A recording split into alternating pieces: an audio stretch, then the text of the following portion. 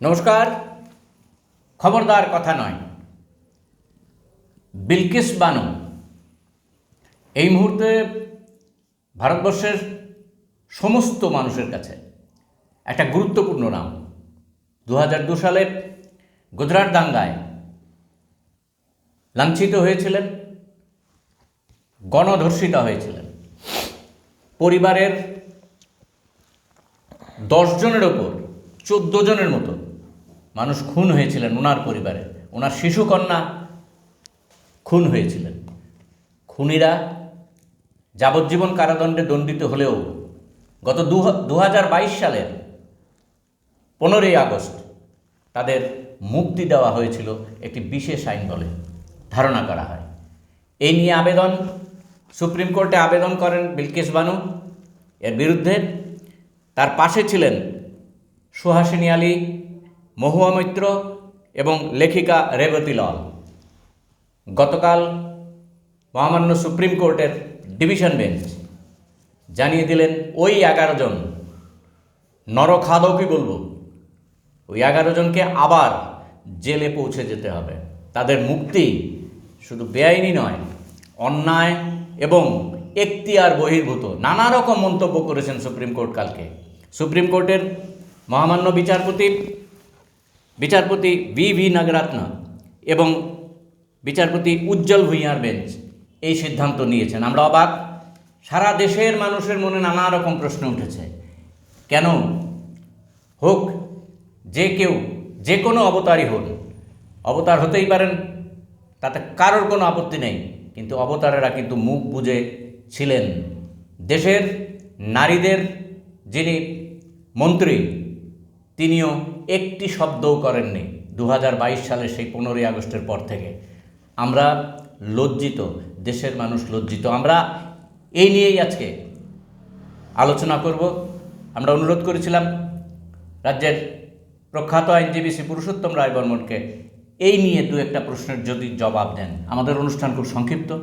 পুরুষোত্তম দা, যে রায় supreme court দিয়েছেন, আমরা তো সাধারণ মানুষ হিসেবে এই রায়ই আশা করেছিলাম, এমনই হওয়া উচিত দেশের ক্ষেত্রে। কিন্তু পুরুষোত্তম দা, একটা বিষয়, এই রায়ের পরিপ্রেক্ষিত এবং এই রায়ের পরবর্তী সময়ে রায়ের ভেতরে যে সমস্ত শব্দগুলি দেওয়া আছে গুজরাট সরকার সম্পর্কে, এবং এই রায় নিয়ে নানা রকম প্রশ্নচিহ্ন উঠে গিয়েছে দেশের সরকার সম্পর্কেও।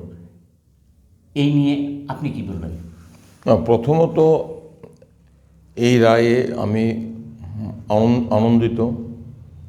অবশেষে বিলকিস বানু ইনসাফ পেলেন।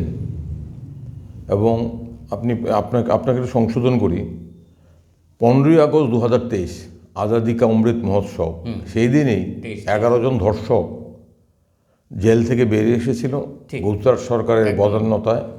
তাদেরকে রেমিশন দেওয়া হয়েছে, তাদের দণ্ড মকুব করা হয়েছিল। 11 জন ধর্ষককে মুম্বাইয়ের সিবিআই আদালত যাবজ্জীবন কারাদণ্ড, অর্থাৎ যতদিন বাঁচবেন ততদিন অবধি কারাদণ্ডে দণ্ডিত করেছিল। তাদের অপরাধের নারকীয়তা, বিভৎসতাকে প্রেক্ষিতে রেখে এবং গুজরাট সরকারের বদান্যতায় তাদেরকে রেমিশন দেওয়া হয়েছিল। এবং তারা 15ই আগস্ট 2023 সনে তারা আদালত থেকে বেরিয়ে এসেছিল। এবং আমরা লক্ষ্য করেছিলাম এই ঘটনা যখন আমরা স্তম্ভিত হয়েছিলাম, সারা দেশের মানুষ হতবাক হয়েছিল। আমরা ভাবছিলাম কি হলো, আজাদি কা অমৃত মহোৎসবে বিলকিস বানু ইনসাফ পেল না, ধর্ষকদের মুক্তি দিয়ে দিল, এ কোন অন্ধকার নেমে এলো ভারতবর্ষের বুকে। তখন আমরা দেখলাম এই 11 জনকে গুজরাটে সংবর্ধনা দেওয়া হলো। তাদেরকে বলা হলো তারা নাকি ব্রাহ্মণ্য সংস্কারের অধিকারী। তাদেরকে মালা দেওয়া হলো, সংবর্ধনা দেওয়া হলো বিভিন্ন জায়গায়। এবং কারা দিলেন একটি সাম্প্রদায়িক শক্তি, তার বিভিন্ন সংগঠন তাদেরকে সংবর্ধনা দিল। এবং তখন এই বিলকিস বানুর পক্ষে, এটা শুধু বিলকিস বানুর লড়াই ছিল না, এই লড়াইটা ছিল সমস্ত নির্যাতিত মানুষের লড়াই। এবং যারা মনে প্রাণে চান ধর্ষকরা, নারীদের উপর যারা হিংসা করে তারা সাজা পাক, তাদের প্রত্যেকের লড়াই। তাদের হয়ে রূপলেখা বার্মা নামটি আপনি বলেননি, ভদ্রমহিলা ৮০ বছরের অধিক ভদ্রমহিলা, উত্তরপ্রদেশের একটি বিশ্ববিদ্যালয়ের অবসরপ্রাপ্ত অধ্যাপক, উনি সুপ্রিম কোর্টে এসেছিলেন। বৃন্দা কোরাত এসেছিল, মহুয়া মৈত্র এসেছিল, অনেকে এসেছিল, এসে তারা সুপ্রিম কোর্টে এসএলপি দায়ের, সুভাষিনী আলী এসএলপি দায়ের করে এই আদেশকে চ্যালেঞ্জ করেছিল। এবং আমরা কালকের আদেশ, গতকালকে যে আদেশ দিয়েছেন বিচারপতি নাগরাত্নামা এবং বিচারপতি উজ্জ্বল ভূঁইয়া, এই আদেশে আমরা কিছুটা অন্তত আশ্বস্ত হলাম। কারণ ইদানিং আমরা লক্ষ্য করছি যে শক্তিশালী কেন্দ্রীয় সরকার আমাদের দেশে আছে, যারা ব্রুট মেজরিটি নিয়ে ক্ষমতায় আছে, এই কেন্দ্রীয় সরকারের যখন ক্ষমতায়, তখন সুপ্রিম কোর্ট বিভিন্ন ক্ষেত্রেই সরকারের বিরুদ্ধে রায় দেওয়ার ক্ষেত্রে দ্বিধা দ্বন্দ্বে ভোগেন। এবং এটা আমার কথা নয়, সদ্য অবসর নিয়েছেন বিচারপতি সঞ্জয় কাউল, তিনিও ইন্ডিয়ান এক্সপ্রেসে সাক্ষাৎকারে বলেছেন, যখন শক্তিশালী সরকার থাকে তো শক্তিশালী সরকার সুপ্রিম কোর্টকে পুশ করে, সেই পুশটাকে সামলানো সুপ্রিম কোর্টের পক্ষে কঠিন হয়ে পড়ে। অর্থাৎ প্রকারান্তরে বিচারপতি সঞ্জয় কাউল বলেছেন, যখন শক্তিশালী সরকার থাকে তখন সুপ্রিম কোর্ট অনেক ক্ষেত্রেই সরকারের বিরুদ্ধে রায় দেওয়ার ক্ষেত্রে দ্বিধা দ্বন্দ্বে ভোগে। এবং আমরা জানি অনেক উদাহরণ দেখেছি। এবং সাধারণ মানুষের মধ্যে সুপ্রিম কোর্টের ভূমিকা নিয়ে প্রশ্ন উঠতে শুরু করেছে সঙ্গত কারণেই। সেই প্রেক্ষাপটে গতকালকার রায়টা একটা আশার দিক। না, এখনও সুপ্রিম কোর্ট অন্তত একটি ক্ষেত্রে হলো ন্যায়ের পক্ষে দাঁড়িয়েছেন। এবং আমরা এই দুইটি বিচারপতি যে রায় দিয়েছেন, সেই রায়ে গুজরাট সরকারকে সরাসরি বলেছেন গুজরাট সরকার প্রতারণা করেছেন। এবং এটা সরাসরি এই দুইজন বিচারপতি বলেছেন যে গুজরাট সরকার এই ধর্ষকদের সাথে ষড়যন্ত্র করে, যোগসাজশ করে, প্রতারণা করে তাদেরকে রেমিশন দিয়েছে। গুজরাট সরকার এখতিয়ারই নেই।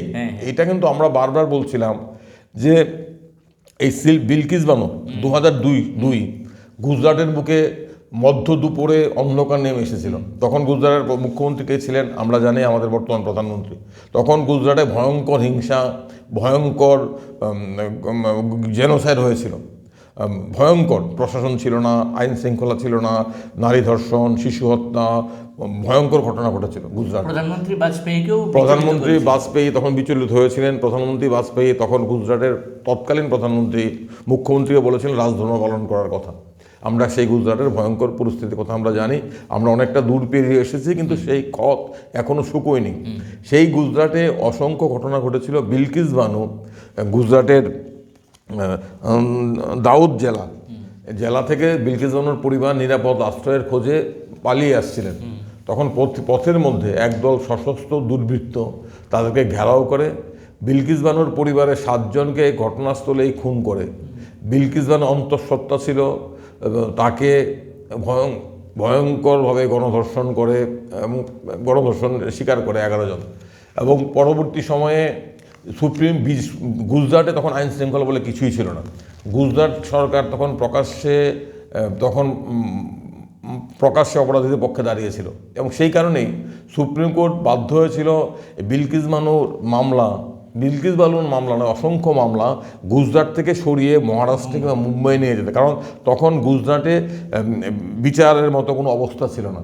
যারা নির্যাতিতা, যারা ভিকটিম, যারা প্রাণ হারিয়েছেন, যাদেরকে ধর্ষণ করা হয়েছে, তারাই ভীত সন্ত্রস্ত ছিল। তাদের মুখ খোলার কোনো জোগাড় ছিল না এবং শকুনেরা রাস্তায় প্রকাশ্যে উল্লাস করছিল। সেই কারণে বিলকিস বানুর মামলা মুম্বাই নিয়ে যাওয়া হয়েছিল। মুম্বাইয়ের সিবিআই আদালতে বিলকিস বানুর মামলায় 11 জনকে সাজা হয়েছিল। এবং সেই কারণেই আমি যেটা বলছিলাম, মামলাটা হয়েছিল মহারাষ্ট্রে। তখনই আমরা বলেছিলাম যে গুজরাট সরকার, গুজরাটের রেমিশন পলিসি এর কোনো এখতিয়ারই নেই। এবং আমরা বলেছিলাম, শুধু আমি নই, অনেকেই বলেছিল, সারা দেশের বিশিষ্ট আইনজ্ঞরা বলেছিল, আমার মতো সাধারণ আইনজীবীরা বলেছিলাম যে এটা তো একদম সহজভাবেই স্পষ্ট যে গুজরাট সরকারের রেমিশন দেওয়ার কোনো এখতিয়ার নেই। রেমিশন দেওয়ার একমাত্র এখতিয়ার আছে মহারাষ্ট্র সরকার। এবং রেমিশন দেওয়ার ক্ষেত্রে যেটা আইনে আছে, যেই আদালত সাজা দিয়েছে সেই আদালতের মতামত নিতে হবে। এখানে মুম্বাইয়ের সিবিআই আদালতের মতামত নেওয়া হয়নি। গুজরাট সরকার প্রকাশ্যেই ধর্ষকদের পক্ষে দাঁড়িয়েছিল, প্রকাশ্যেই বিলকিস বানুর উপর অত্যাচার যারা সংগঠিত করেছিল 11 জনের পক্ষে দাঁড়িয়ে প্রতারণা করে, ষড়যন্ত্র করে, অপরাধীদের সাথে যোগসাজশ করে তাদেরকে রেমিশন দিয়েছে। সুপ্রিম কোর্ট বলেছে আমার তো মনে হয় এই রায়ের পরে যদি বিন্দুমাত্র নৈতিকতা থাকে, বিন্দুমাত্র বেটি পড়াও বেটি বাঁচাও এই স্লোগানে ভরসা থাকে, বিশ্বাস থাকে, তাহলে গুজরাট সরকারের পদত্যাগ করা উচিত। এটা তো গুজরাট সরকারের পদত্যাগ করা উচিত, কেন্দ্রীয় স্বরাষ্ট্র মন্ত্রকের অনুমোদন ছিল। কেন্দ্রীয় স্বরাষ্ট্র মন্ত্রীর পদত্যাগ করা উচিত। কারণ সুপ্রিম কোর্ট বলেছে গুজরাট সরকার তার ক্ষমতা অন্য ক্ষমতা কেড়ে নিয়েছে। যেই ক্ষমতা যে এখতিয়ার গুজরাট সরকারের ছিল না, সেই ক্ষমতা সেই এখতিয়ার গুজরাট সরকার ষড়যন্ত্র করে ছিনিয়ে নিয়ে সম্পূর্ণ বেআইনিভাবে ধর্ষকদের রেমিশন দিয়েছে এবং সেই রেমিশন বাতিল করে দিয়েছে সুপ্রিম কোর্ট এবং তাদেরকে আগামী 2 সপ্তাহের মধ্যে আবার জেলে পাঠানোর জন্য বলেছে। স্বাভাবিকভাবেই আমাদের দেশে নারীদের বিরুদ্ধে হিংসা, নারীদের বিরুদ্ধে অত্যাচার ভয়ঙ্কর মাত্রায় পৌঁছেছে এবং অধিকাংশ ক্ষেত্রেই নারীরা বিচার পান না। বিলকিস বানুকে আমরা সেলুট করি, আমরা নমস্কার জানাই, কুর্নিশ জানাই। বিলকিস বানু আমাদের সামনে একটা উদাহরণ। এত অত্যাচারের পরও, এত নির্যাতনের পরও সেই মহিষী নারী হার মানেননি এবং সেই মহিষী নারীর পক্ষে সারা দেশের মানুষ দাঁড়িয়েছিল। এবং আরেকটা কথা আমি বলি, এই বিলকিস বানুকে রেমিশন দেওয়ার পর সারা দেশে কিন্তু প্রতিবাদ উঠেছিল, প্রতিবাদকে বন্ধ করা যায়নি। মুম্বাই থেকেই 10,000 মানুষ গণস্বাক্ষর করেছিল, গুজরাট থেকে প্রায় 6,000 মানুষ গণস্বাক্ষর করেছিল।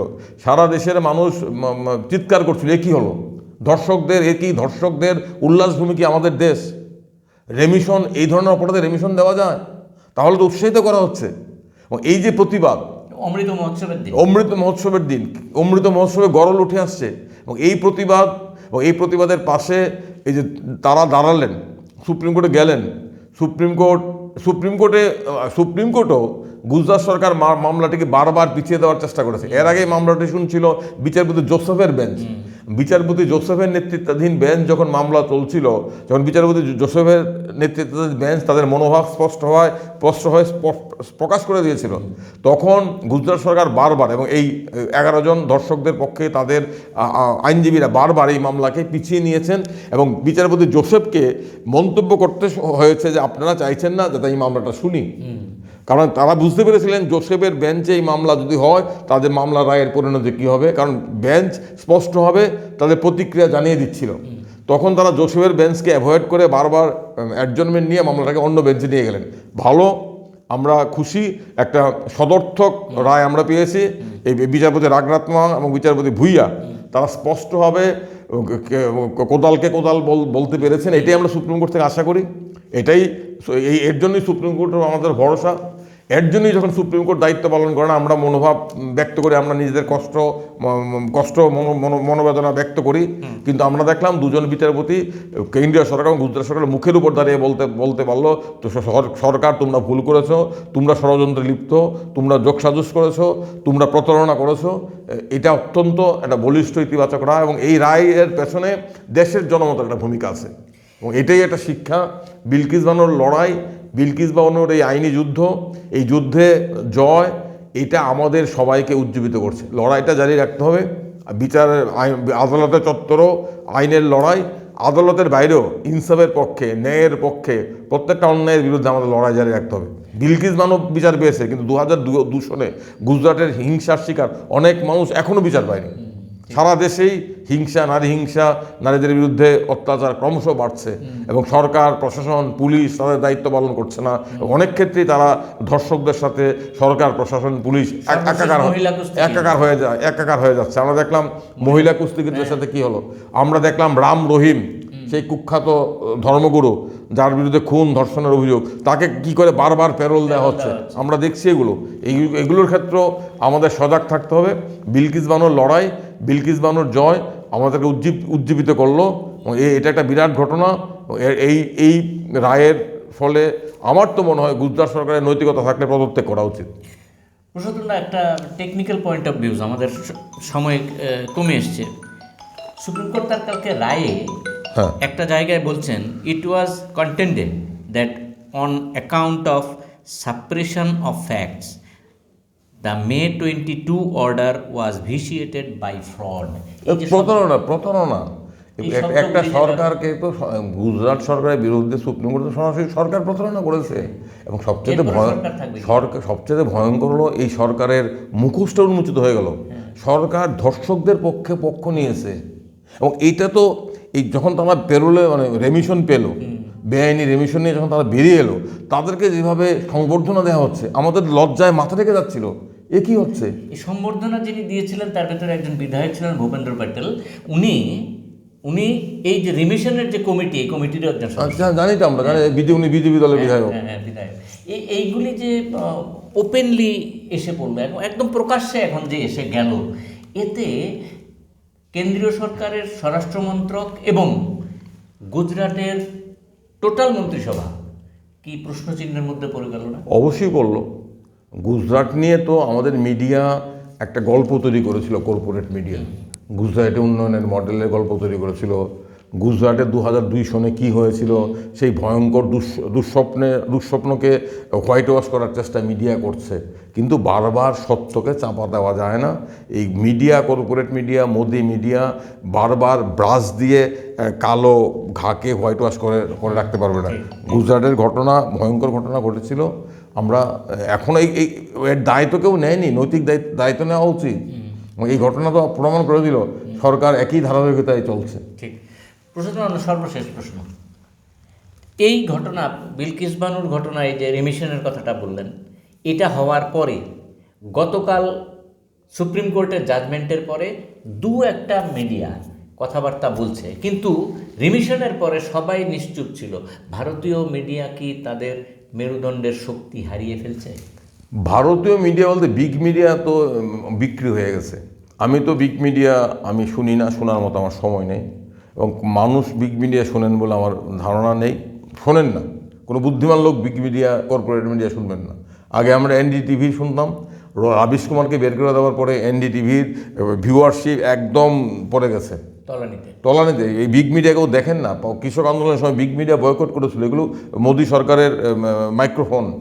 ওরা সত্যকে মিথ্যা করছে, ওরা নন ইস্যুকে ইস্যু করছে, ওরা সরকারকে প্রশ্ন না করে বিরোধীদের প্রশ্ন করছে, ওরা সমস্ত কিছু ফুলিয়ে ফাঁপিয়ে একটা মিথ্যা অলিক স্বর্গ নির্মাণ করার চেষ্টা করছে।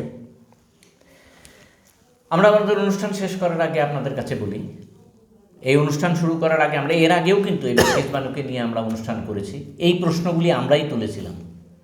আজকে আমরা এই গণমাধ্যমে বসে আমরা সমস্ত মিডিয়ার কাছে অনুরোধ করছি, প্রশ্ন করুন, কেন আপনি বললেন না? কেন কোনো মন্তব্য করলেন না? কেন বিলকিস বানুর পক্ষে, সেই বিলকিস বানু গুজরাটেরই একজন নারী, তার পক্ষে কেন কথা বলতে গিয়ে আপনার গলা কাঁপলো, আপনি বলতে পারলেন না? কেন খুনিদের পক্ষে রায় গেল? কেন খুনিদের পক্ষে ছেড়ে দেওয়ার রায় গিয়েছিল? কেন প্রশ্ন রাখলেন না আপনি নিজে? কেন সেই সরকারে, যে সরকারে আপনি দীর্ঘদিন ছিলেন প্রধান হিসেবে, সেই সরকারকে কেন প্রশ্ন করলেন না এই রিমিশনের মানে কি? আমরা আশা করব আপনার কাছ থেকে নিশ্চয়ই জবাব পাব। এই জবাব চাইবে এই রাজ্যের গণতন্ত্রপ্রেমী মানুষ এবং মিডিয়ার ওপর আমাদের আরও ভরসা রইল, আপনারা এগিয়ে আসবেন এই আশা ব্যক্ত করে আজকের এই অনুষ্ঠান শেষ করছি। সবাই ভালো থাকবেন, সুস্থ থাকবেন, সকলকে নমস্কার।